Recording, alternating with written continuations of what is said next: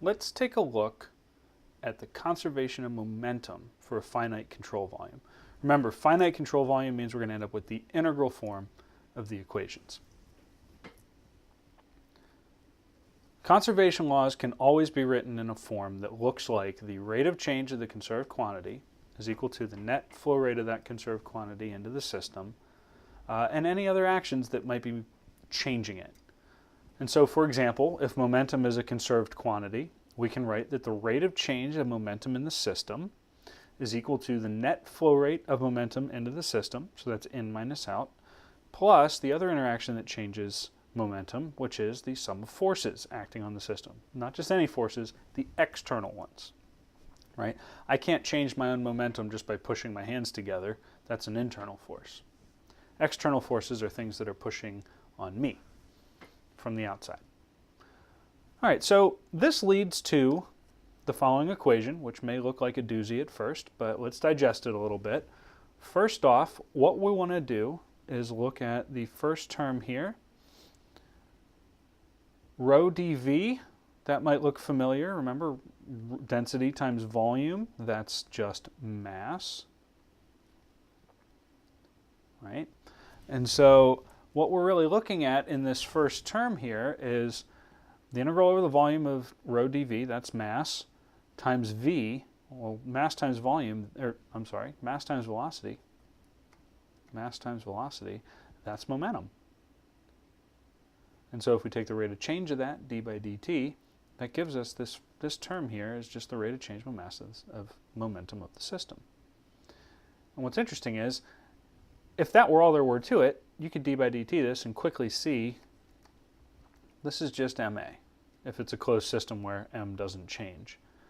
In our world of fluids, the mass of the system can change, and so this isn't quite the whole story, which brings us to the second term, which looks a lot like what you saw in conservation of mass, right? Rho v dot nda, that's the flow rate of mass across the area. If we multiply it by velocity, now it's the flow rate of momentum. And so we just add an extra velocity. And now, of course, those are no longer equal to 0. They're equal to the sum of the forces acting on the system. And so we'll do examples of this in a minute, but what you want to see right now is just that we've got the rate of change momentum of the system, flows of momentum in and out, and external forces acting on it. So let's think about this for a minute. I'm on ice skates and I'm sliding along in an ice rink. There is a force that is slowing me down, the friction of the ice skates. There's also a little bit of wind resistance. Those would be the external forces, and that would change my momentum over time. That part's familiar to you. But imagine as I do that, if you tossed me a basketball. When I catch the basketball, my momentum will increase because that basketball has mass and therefore momentum. That's this term here. And then if I were to throw that basketball again away from me, that would change my momentum again. And so this term is accounting for that basketball being tossed to me and then tossed away.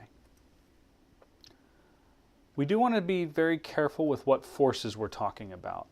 So these are the forces acting on the fluid in the control volume. Remember, F equals ma, it's always the forces that are acting on that mass. So for example, if we had some nozzle like this, with flow going upwards, and we were to look at this region in here where the area necks down, there are two types of forces that are acting on the mass in our control volume that we need to account for. The first one is gravity, which is in general we call that a body force. Other versions might be things like electromagnetic forces and things like that. And so the gravity acting on the fluid is a body force. The other forces that it's going to experience come from the surface, so we call them surface forces. There's a normal force pushing inward from the wall, and there's a shear force caused by friction pushing parallel to the wall. And so if you vector add those together, that gives you the net force acting on the fluid in there. And the big thing that I want you to remember is to always draw your forces acting on the contents of the control volume. So draw the forces as they would be acting on the fluid, and then you can always interpret the result. If you get a negative sign, it means you assumed the wrong direction, and that doesn't matter. It just tells you that the actual force points the other way. So the big thing here to remember is that the forces are acting on the fluid, not on the walls of the container or whatever other object the fluid is interacting with.